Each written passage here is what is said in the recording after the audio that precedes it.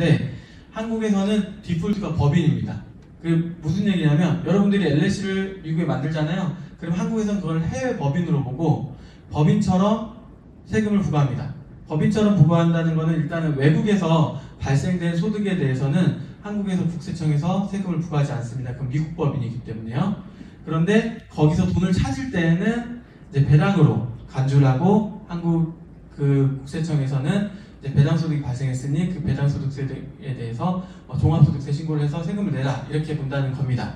자, 그런데 한국에도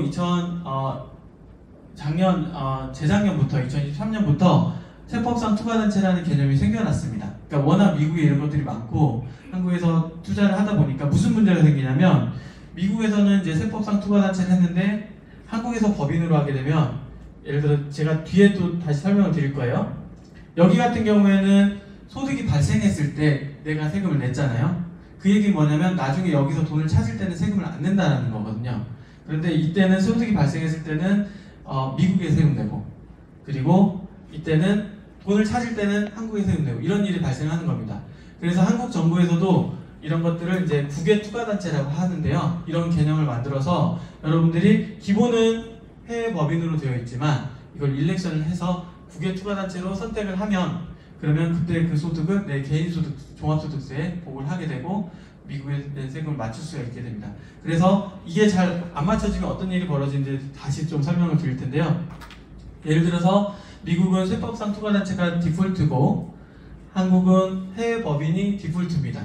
그래서 소득이 발생했을 때는 아까 말씀드렸듯이 미국에 세금을 내고 돈을 찾을 때는 미국에 세금을 안 내죠. 하지만 한국에서는 해외 법인으로 돼 있기 때문에 돈을 찾을 때 세금을 내게 돼서 이중과세가 되는 겁니다. 그래서 이걸 맞춰주셔야 되고 반대로 미국에서는 C급 일렉션이라는 걸 통해서 법인처럼 세금을 내시고 한국에서는 세법상 투자단체 또는 국외 투자단체로 해가지고 개인처럼 세금을 내신다면 어떻게 되냐면 여기서는 이제 미국 법인이 소득이 발생했을 때 법인 소득세를 내잖아요.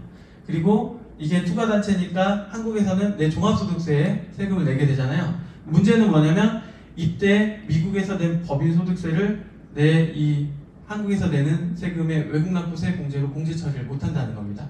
결국에 이것도 이중과세가 되는 겁니다.